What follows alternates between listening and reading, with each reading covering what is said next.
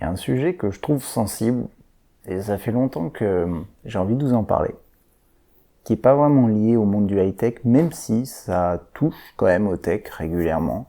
Ça touche aussi au digital, mais ça touche surtout au porte-monnaie des gens. C'est lié à, voilà, ça exploite à la fois parfois le manque de connaissance des gens, la crédulité des gens, mais ça exploite aussi les peurs des personnes. Et c'est extrêmement malhonnête, extrêmement malveillant. Et il s'avère qu'au quotidien, je suis un peu dans cet univers-là où en fait j'entends parler d'histoires liées à des arnaques. En l'occurrence, là, aujourd'hui, je voulais vous parler d'arnaques bancaires, parce qu'il y a plein de types d'arnaques. Souvent, bien sûr, la finalité, c'est de toucher au porte-monnaie des gens, d'une manière ou d'une autre, que ce soit en tentant de jouer sur les sentiments. Ça, c'est d'ailleurs horrible. Il y a des arnaqueurs, ils jouent sur le côté la solitude des gens. Et ça, c'est d'une tristesse sans nom, d'une malveillance incroyable. Et aujourd'hui, je voulais vous parler d'un type d'arnaque dont j'ai entendu parler ces derniers temps et qui est particulier, lié à une arnaque bancaire. Et c'est de la sensibilisation, c'est aussi pour vous raconter des choses. N'hésitez pas à me dire dans les commentaires aussi si c'est des choses que vous connaissez, auxquelles vous avez déjà été confrontés. Et il faut savoir une chose, c'est que ces arnaques-là, elles peuvent toucher elles peuvent vous toucher vous également, même si je sais que la plupart, peut-être des personnes un petit peu seniors qui vont pas regarder mes vidéos, seront pas du coup sensibilisées. Je pense que quand même c'est intéressant de vous en parler parce qu'il n'y a pas que des seniors qui sont touchés. Une personne même comme moi qui connaît les choses, qui sait comment ça se passe, je peux quand même me faire avoir d'une manière ou d'une autre si l'arnaqueur touche la corde sensible finalement. Et aujourd'hui, je voulais vous parler du coup d'une arnaque particulière. Donc c'est une arnaque qui touche plusieurs établissements bancaires. Ce type d'arnaque, comme beaucoup d'autres, démarre d'abord grâce à l'obtention pour l'arnaqueur d'informations vous concernant. Vos informations, ça peut paraître rien, mais elles sont très précieuses finalement, parce que ça permet aussi de mener ce type d'arnaque en étant plus légitime, entre guillemets, en inquiétant moins la personne. Et en l'occurrence, typiquement, quand vous recevez, je suis sûr que vous l'avez déjà reçu, des textos qui disent Netflix facture à payer ou amende non payée, impôt.gouv, je sais pas trop quoi, avec bien entendu des faux numéros de téléphone, enfin bien sûr c'est pas officiel, avec des liens frauduleux dans les textos. Généralement les systèmes arrivent à les détecter et vous préviennent que c'est de la fraude, mais c'est pas toujours le cas. La personne va cliquer dessus, elle va se retrouver sur un site, ce qu'on appelle du phishing, avec un site qui est une reproduction généralement fidèle, parfois grossière, de je sais pas Netflix, imaginons. Vous allez vous retrouver là-dessus et vous allez mettre des informations. Et même parfois les informations qu'ils vont vous demander, c'est assez hyper sensible. C'est votre numéro, par exemple, voilà, vous avez une facture en attente, une amende à payer, les infos dedans sont crédibles, vous cliquez dessus, vous vous retrouvez sur un site qui vous dit bah voilà, mettez vos informations bancaires pour payer, vous mettez vos informations bancaires.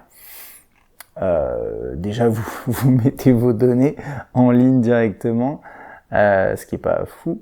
Ou bien ça peut être simplement l'obtention de votre numéro de téléphone et peut-être une info sur quelle est votre banque. Enfin bon, voilà. Mais il y a plein de façons d'obtenir finalement vos données, malheureusement. Et c'est là que ça démarre. Et vous recevez un appel de téléphone qui vous dit bonjour, c'est le service anti-fraude de votre banque en l'occurrence. C'est vrai que si on vous dit une autre banque, vous allez vous dire ça m'intéresse, ça me concerne pas, vous allez raccrocher directement. Et ça vous dit bah voilà, on détecte des opérations frauduleuses sur votre compte. On doit, je lis un truc que j'ai préparé parce que c'est les mots qu'on va utiliser, mais qui vont utiliser, on doit récupérer vos moyens de paiement, en l'occurrence les cartes, pour les opposer. Donc il joue sur la peur, il joue sur la notion d'urgence, dire que ça y est, on a déjà détecté des opérations frauduleuses, on vient de les bloquer, donc à la limite, merci, c'est gentil, vous venez de bloquer une opération frauduleuse qui est arrivée, mais par contre on doit vraiment récupérer les moyens de paiement pour les opposer. Et dès lors, c'est étrange parce que, comme beaucoup de gens le savent, pour opposer une carte bleue, t'as pas besoin de transmettre ton moyen de paiement à quelqu'un. T'as pas besoin d'aller à la banque. Tu rends ta carte éventuellement, mais tu peux la couper de chez toi et surtout l'opposer avant, parce que sinon la couper en tant que telle, ça n'a pas de sens en tant que tel. Vous allez le comprendre d'ailleurs. Mais voilà, tu peux opposer sans fournir le moyen de paiement. Donc c'est un peu bizarre, mais dans l'urgence, sans avoir les connaissances, tu peux te faire avoir. Et c'est là où ça devient vraiment une méthode ici qui je trouve est particulière et qui est particulièrement dangereuse aussi, même si bon, les arnaqueurs peut-être ne sont pas des personnes dangereuses, mais on ne sait pas trop, on parle d'argent, voilà, de gens qui sont prêts à aller là. Et l'idée c'est quoi? S'ils disent où est-ce que vous êtes actuellement, je vous envoie un coursier de la banque qui va récupérer vos moyens de paiement. Et donc c'est là où en fait on n'est plus dans l'arnaque uniquement à distance, on est dans une arnaque qui devient physique. Alors vous verrez, normalement il n'y a pas d'incident physique, mais j'imagine que ça peut arriver. Mais et en l'occurrence la personne va venir, le coursier va venir et il va prendre vos moyens de paiement et devant vous, pour vous rassurer, il peut les découper avec des ciseaux pour dire bah regardez, on va les sécuriser, la personne elle se fait avoir tout de suite. Tu vois. Sauf qu'en fait, quand il fait ça, bah il peut découper d'une manière à pas couper la puce déjà pas couper la bande magnétique éventuellement, mais à la limite le plus important ça va être la puce, ne pas couper la lisibilité des numéros, etc. Donc ça c'est une première étape. Parfois même, et c'est là où en fait faut vous rendre compte que les personnes qui sont dans l'urgence, dans la peur, elles vont avoir une espèce de crédulité, elles vont être naïves tout simplement, mais c'est que il va vous dire est-ce que vous voulez garder le même numéro, le même code PIN?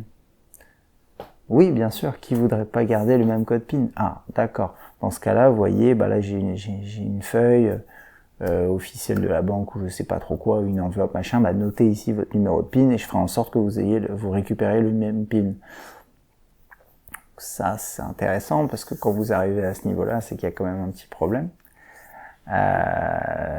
de faire ça, mais bon.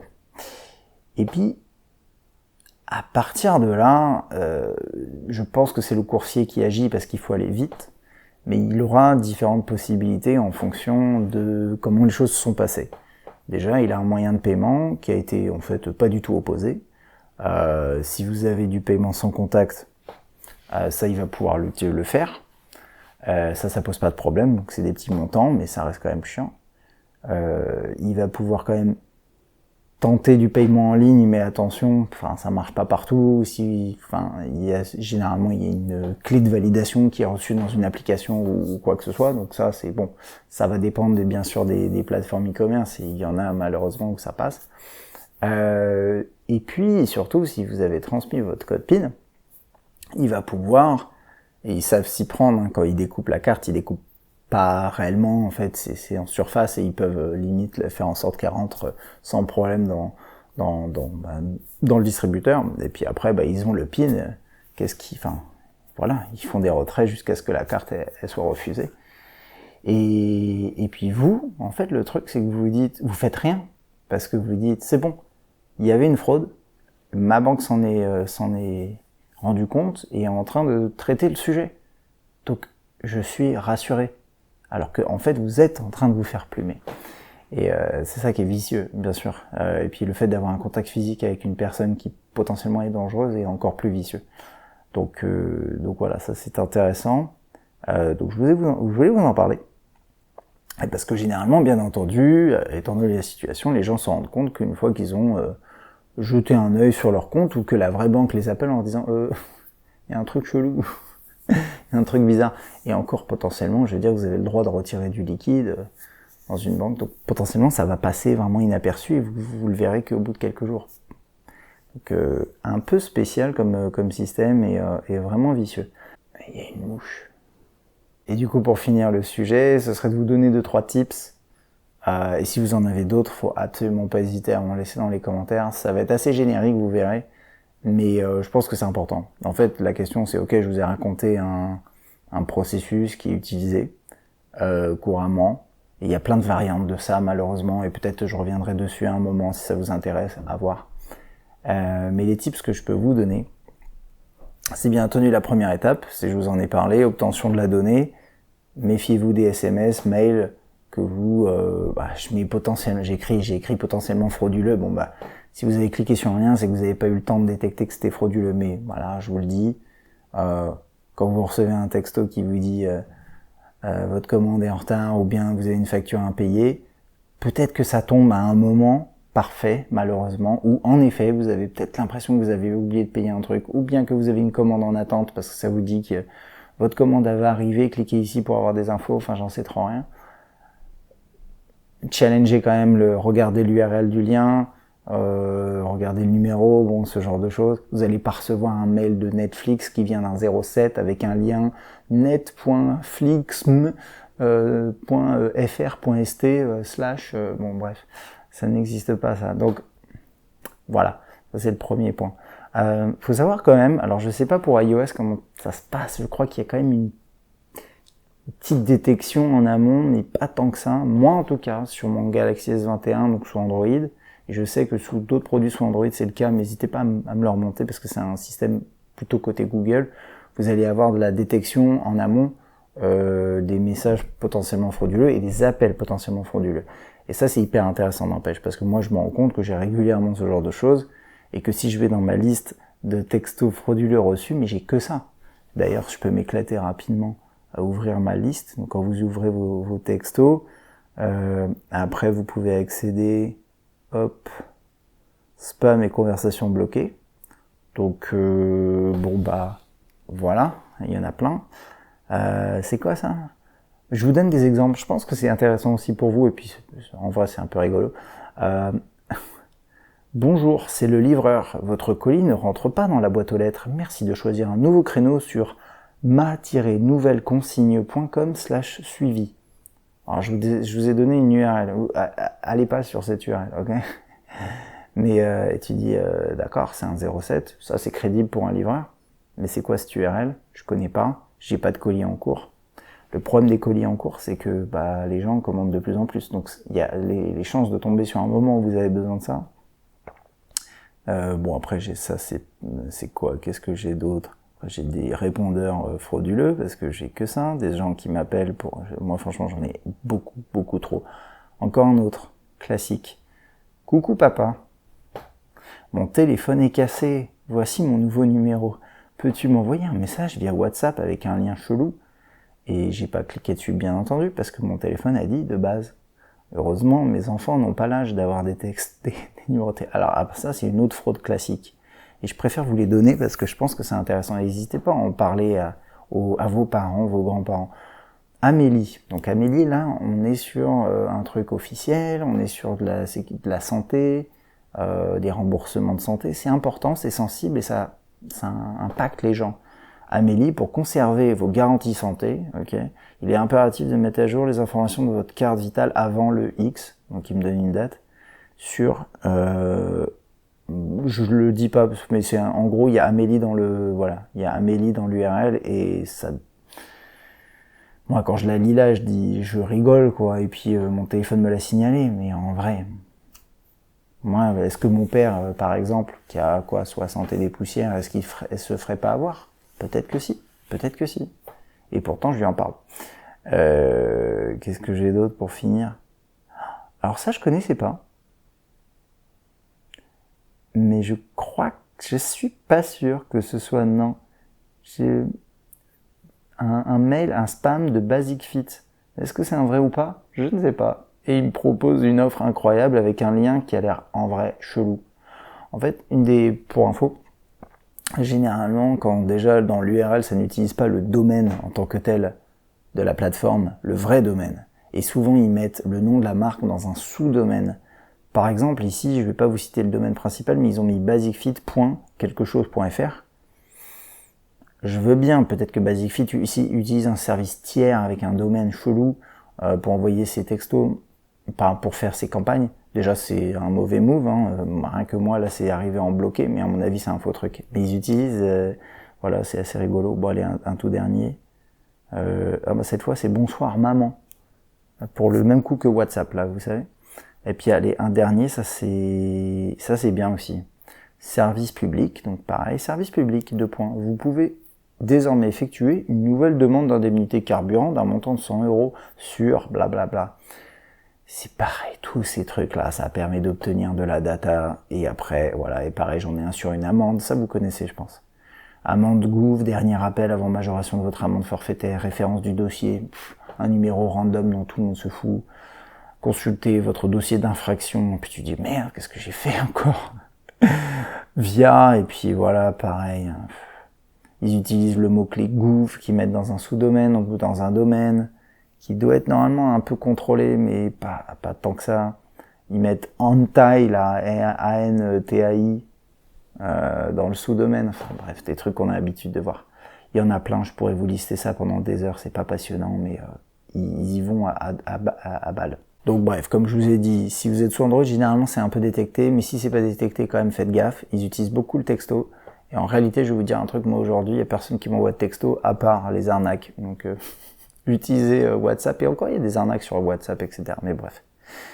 Et après, plutôt sur l'appel supposé de votre banque. Et c'est là que ça devient sensible, parce que vous avez une personne physique au téléphone, vous vous dites, ok, j'ai confiance peut-être naturellement, je me méfie pas forcément de la personne qui me parle, c'est un être humain en face de moi. Déjà, bien sûr, il faut checker le numéro de téléphone qui appelle.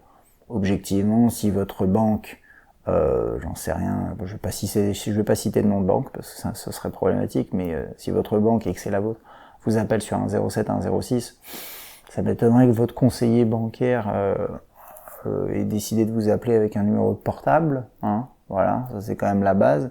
Maintenant, ça c'est une chose, mais il faut savoir, et ça c'est vraiment vicieux, il existe des technos qui sont pas toutes nouvelles, qui existent depuis longtemps, qui permettent de faire ce qu'on appelle du spoofing, c'est d'appeler quelqu'un en se faisant passer pour un autre numéro. Et potentiellement, du coup, si c'est le numéro de votre banque, vous allez voir le truc qui va s'appeler, qui va afficher que c'est bien votre banque locale qui est en train d'appeler. La bonne nouvelle quand même, par rapport à la partie spoofing, c'est que c'est quand même détecté via un protocole qu'on a depuis Android 11 et pour iOS depuis la version 11 qui s'appelle Stir/Shaken et qui permet en fait de détecter ce genre de choses, mais ça dépend aussi de l'opérateur chez qui vous êtes. Alors bon, voilà. On peut pas faire 100% confiance à ce protocole, parfois ça passe quand même. Mais moi j'en ai jamais eu des appels comme ça, hein, pour info, donc ça arrive, mais c'est beaucoup plus rare quand même. Ça paraît bête, et la plupart du temps peut-être que ce sera pas nécessaire de le faire, mais je vous conseille de le faire. Quelqu'un vous appelle, vous dit voilà, je suis votre banque, il y a une fraude en cours, il faut faire ci et ça. Je vais vous donner rapidement un exemple après de ce qu'ils peuvent vous demander de faire, hein, même si on sort complètement du sujet initial. Bon, c'est le même sujet, hein, mais le premier truc c'est de dire ok, je vais appeler moi-même ma banque. Et là, la personne au bout du fil va vous sortir, si c'est une arnaque, toutes les raisons du monde de pas appeler votre banque. En fait, elle va vous dire ah bah attendez, là elle est fermée, parce que malheureusement ils peuvent aussi tenter de vous appeler en dehors des horaires. Et là, c'est un peu plus compliqué, même s'il doit y avoir, par exemple, chez les banques, des services peut-être avec des astreintes pour les fraudes. Je doute un petit peu, limite vous attendez le lendemain dans le pire des cas, si vous avez un doute. Mais le lendemain, enfin dans tout cas, vous appelez votre conseiller. Vous prenez votre téléphone, vous appelez votre conseiller, et vous dites voilà, on vient de m'appeler, est-ce que c'est vous? Et si il vous dit bah ouais, c'était moi, bon bah voilà. Mais il y a des chances que ce soit pas le cas. Ça peut être aussi, il peut vous dire ah oui mais non mais vous pouvez pas me rappeler parce que là c'est le service anti-fraude. Bah attendez, moi je vais appeler mon conseiller il peut avoir les informations sur la présence d'une fraude sur mon compte. Normalement il y a des remontées dans le compte du client qui sont visibles, donc il peut le savoir. Donc voilà, c'est pas eux qui vont les bloquer en tant que tels généralement, mais ils peuvent le détecter. Et puis quand vous le voyez, quand vous commencez à temporiser comme ça, que vous voyez que la personne elle commence à s'énerver au téléphone, à s'activer et tout, enfin oubliez quoi, raccrocher, c'est forcément frauduleux. Et oubliez pas qu'aucune banque enverrait un coursier à ses frais pour venir récupérer des moyens de paiement alors qu'on peut faire l'opposition directement là, quoi. Enfin bon, mais il y a des trucs, c'est du bon sens, mais bah voilà, quand vous êtes dans l'urgence, vous en rendez pas forcément compte. Puis le dernier truc que je disais, ouais, c'est que typiquement quand un faux conseiller va vous appeler, bon, il y a celui que je viens de vous parler là qui est quand même un peu atypique, hein. avec le contact physique et tout. Il y a aussi également la plupart du temps des systèmes du genre bonjour, on a intercepté une fraude. Il y a un paiement qui est en train d'être effectué sur le site, je vais dire Zalando, peu importe, je vais dire Zalando, de 300 €. On est en train de le bloquer, mais par contre, on va quand même devoir valider une opération avec vous pour valider le remboursement. Ok, bah cool, remboursez-moi de ces 300 € Zalando que j'ai pas dépensé. Et là, ils vont faire un truc, c'est qu'ils ont récupéré votre numéro de carte bleue d'une manière ou d'une autre, mais ils savent qu'ils ont besoin de votre validation.